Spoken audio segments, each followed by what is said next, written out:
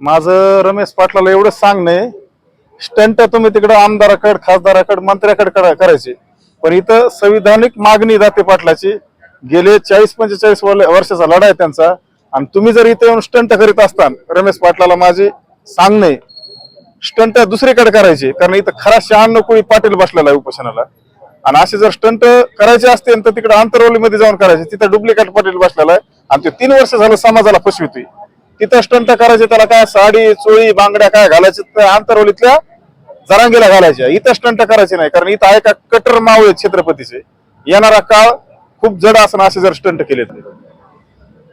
शिव्या दिल्या म्हणजे मग मनोज जरांगेने सांगितलं काय रमेश पाटलाला इथं येऊन स्टंट करायचे? हे स्टंट एक दिवस मनोज जरांगेला खूप जड जाते. आणि येणारा काळ मनोज जरांगे तुला एवढा सोपा जाणार नाही. तू जे स्टंट करतोस ना, तुझे स्टंटच तुला एक दिवस कुठेतरी खड्ड्यात घालते ना.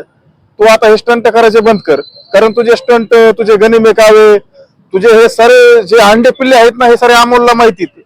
आणि तू कुणाच्या जीवावर उड्या मारतोस, तुझ्या माग पक्षातले कोणचे मंत्री, सरकारमधले कोण आमदार खासदार मंत्री, ते सर्व मला माहिती.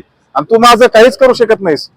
तू जर खरा 96 कोळी पाटील असशील ना, तू अमोलच्या नादी लाग. अमोल तुझ्यासाठी आहे का जिंदाबाज आहे. रमेश पाटलाला काय संदेश देतात? रमेश पाटलाला माझं एवढंच सांगणे, स्टंट करायचे तर आंतरवलीमध्ये जाऊन करायचे. त्या डुप्लिकेट पाटलाला का चोळी बांगडी साड्या काय घालायच्या तर तिथं घालायच्या. इथं ओरिजिनल पाटील बसलेला आहे आणि समाजाची आहे का रास्त मागणी, इथं येऊन स्टंट करायचे नाही.